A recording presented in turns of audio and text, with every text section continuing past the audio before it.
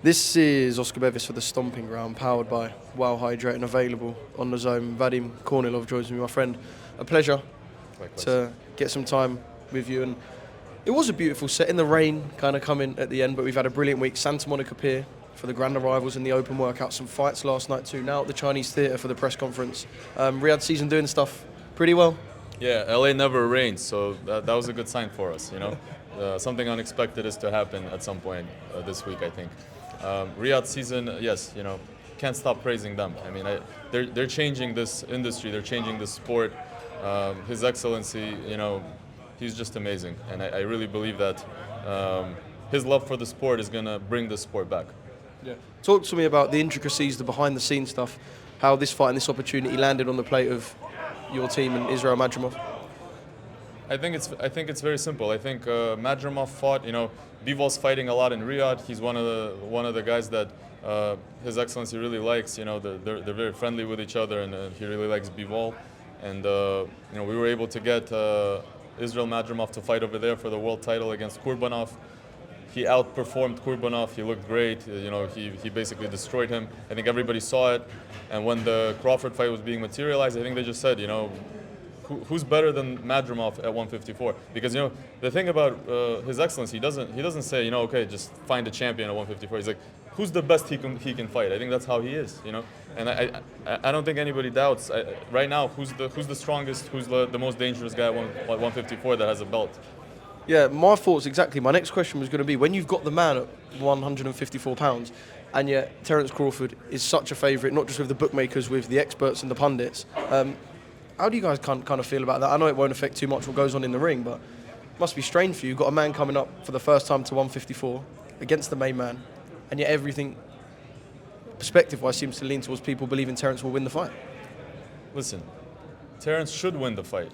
He's the pound for pound. He's the best, but we're always in that position. I mean, that only makes it that more exciting. I mean, when we're coming in there and we know we're going to win, I mean, is that exciting? I mean, when you know you're going to win, it's not that exciting. I mean, yeah, you get a little bit of a pump that you got another win in, but when you're here and everybody thinks, oh, this guy, you know, he has no chance. I mean, this is the pound for pound, and then you win. That's what this is all about. That's what life is about. You know, that's what gets your blood flowing. That's what gets you excited and happy to live. You know, this is what gets me going in the sport. Yeah, I'll tell you what, everyone here is blood's flowing. Watching them two come face to face, we know we're going to get a brilliant fight on Saturday. And I think we quite like the respect angle this week. We've been to enough fights where you can't even put the two close because someone wants to go for the other. There's a headbutt, there's a push. There's just a real respect level between two elite level fighters. Because elite level is different, you know. I was just at the fights last night, and, you know, there was one guy that, you know, almost got knocked out and he didn't win the fight, and after the fight he raises his hands and he's happy, and then they're upset that they didn't get the decision. I mean, where's your dignity? I mean, where's your dignity? I mean, when you know you didn't win, like, why are you gonna act like, you know, you got misjudged or whatever? I mean, come on, like, this is a real sport. It's one of the toughest sports in the world. There's so much character involved. There's so much morality. You know, all these guys are going through. They're giving up on, you know, their family, their kids to be in camps. And then you act like that? I mean, I just don't respect that. I know that elite level fighters are like this, most of them. So and Crawford is, you know, I've had a fighter fight him. Victor Postol, who I managed, fought Crawford, and we lost that fight. And I was very disappointed. But again, like, you know, he's one of my favorite fighters as well. That doesn't take away from us wanting to win and doing everything we will do to win. Yeah, I guess you're right. I mean, I'm not part of any fighters team, so it's better, of course, coming from your mouth. But being around Beterbiev or being around Israil Madrimov, you're in the winner's circle. So there is no room for anything else. There's no room for lapsing. There's no room for accepting being second best. The winner's circle is different. I wouldn't say that. You haven't noticed me or my team as much when we were losing.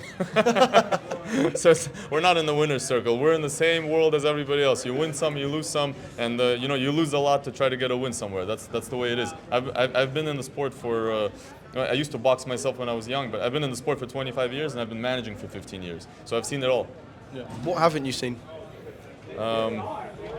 Something we might get on Saturday night? You know, sometimes I say, you know, it's been too much and I kind of want to move on, maybe do another, you know, do something else, take care of other businesses that I have and all that. But at the end of the day, something exciting comes up every time. You know, it's Bivol Canelo, like, and we were at a point there where I was like, okay, I think we've done a lot. You know, I think it's time to, because it's a stressful business. It's a very stressful business.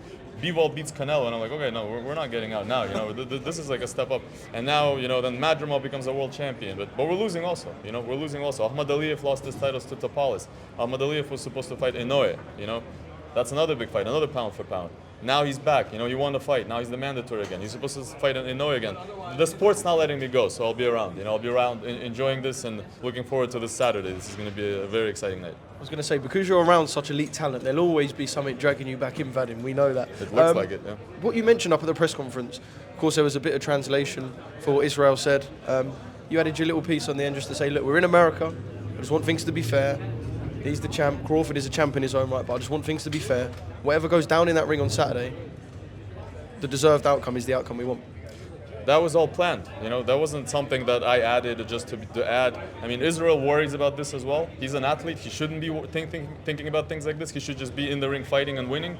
But at the same time, he's had other fighters that had questionable decisions. You know, one of his really close friends, his comrades, fought yesterday, and it was a very close decision when he won the fight clearly. So there's a lot of stuff going on. You know, there's punches being landed that are, you know, that are knockout punches, and then the referee sees it as a you know, takes a point away because he sees it as a low punch. I mean, there's so much stuff that I think things should be reprimanded. If somebody makes a mistake, I mean, at least let's make sure that this this official is somehow, you know, considered to be suspended or something like that. At least the fighters will have some kind of dignity, some kind of less doubt in these officials. But to be honest with you, it's Israil's decision as well. I just told them, I'm like, Israil, you're a world champion. You're fighting a pound for pound. You could be the pound for pound. You shouldn't be the one even talking about this. I'm like, if you want to say something, you just mention it, and I'll add to it. And that was the plan, because it's my job. It's not his job to worry about that stuff.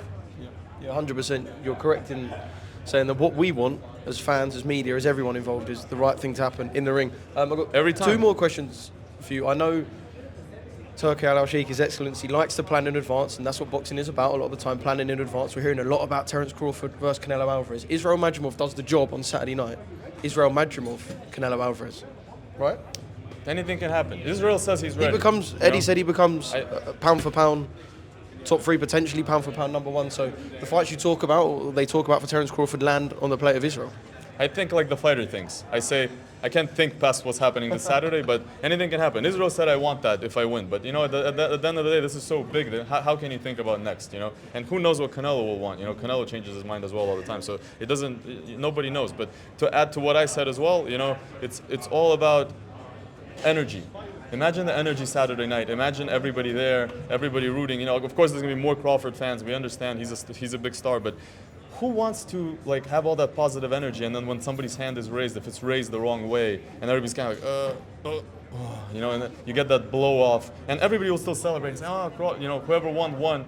But if it's not a decision that was earned, I mean, you kind of like everything. All this kind of becomes a waste because people are kind of like, yeah, that was weird. I mean, what kind of like what's going on with the sport? I mean, why is this happening? And that has been happening almost every show. That's got to end. That's what I'm talking about. We've got to end that, especially at the top level. Absolutely. Just one more from me. Dimitri Bivol, we've had to wait for the fight with Beterbiev. Does it change anything? How different is the fight now to what the fight would have been a couple of months ago when it was first scheduled? Nothing changes. I can't take anything away from Beterbiev. I think he's a very smart, you know, good boxer, professional. You know, he had a small injury. He's only going to be better, in my opinion. You know, he did what he had to do to be better in the ring versus Bivol. He knows what he's up against. He knows this is one of the toughest challenges, just like Dmitry.